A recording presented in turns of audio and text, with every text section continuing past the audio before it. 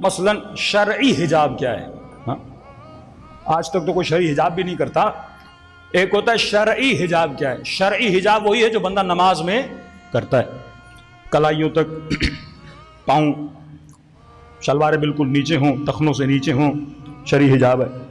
Tight لباس نہ پہنے، اسکنی ڈریس نہ پہنے کہ جس سے انسان کا بدن کا اندام کا سائز پتہ چلے. اب کئی خواتین ہیں جو شرعی حجاب کرتی ہیں، لیکن سوال یہ اخلاقی حجاب کون سا ہے؟ یاد رکھیے شریعت منیمم بتاتی ہے.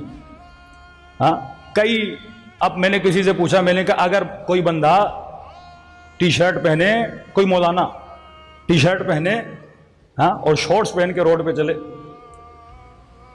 تو آپ کو برا کیوں لگتا ہے؟ اب وہ بول سکتا ہے شرعن تو میں حرام نہیں کر رہا، میں شرعی طور پہ چل رہا ہوں.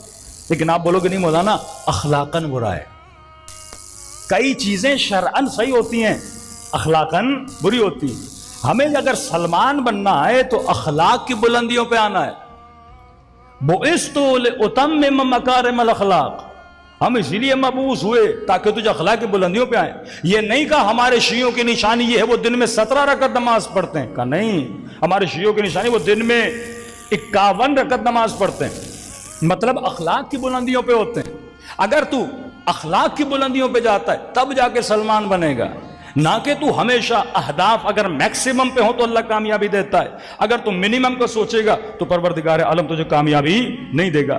ادب کی صفت اگر نہ ہو، ادب کا ایک چھوٹے سے چھوٹا لیول ہوتا ہے، ایک انسان ہائی لیول پہ چلا جاتا ہے. حضرت عباس ادب کی ہائی لیول پر فائز تھے کہ جب تک یعنی جو اپنے امام کا ارادہ سمجھے. ایک مرتبہ باپ 3 بار بیٹے کو بولتا ہے بیٹا نہ کرو نہ کرو نہ کرو.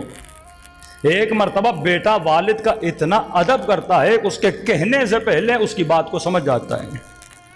بیوی شوہر کے بولنے سے پہلے شوہر کے مزاج کو سمجھ جاتی ہے، شوہر بیوی کے بولنے سے پہلے بیوی کے مزاج کو سمجھ جاتا ہے. اسے کہتے ہیں ادب، کہ تو اپنے امام کی سوچ کو ریڈ کر پائے کہ کیا اخلاق ہے میرے مولا کا. مولا مجھ سے چاہتے کیا ہیں؟ تو میں نے کہا کہ صرف سمبل نہ بناؤ کہ گھروں پر حضرت عباس کا علم لگا ہے. یہ کس کا علم ہے؟ علم ایک با وفا کا علم ہے، علم ایک با ادب کا علم ہے. اور کتنی افسوس کی بات ہے اسی گھر کی چھت کے نیچے میاں بیوی آپس میں لڑیں، بیٹا باپ سے لڑے، باپ اولاد سے لڑے، اس گھر میں جھگڑے ہوں اور اس گھر کے اوپر غازی عباس کا علم لگا ہوا ہو. فرمایا ایسا نہیں ہونا چاہیے. کیوں جب تم امام حسین کی زیارت کے لیے جاتے ہو تو با ادب بن جاتے ہو نا. ادب کہتے کسے ہیں؟ ادب کے تقاضے ہیں.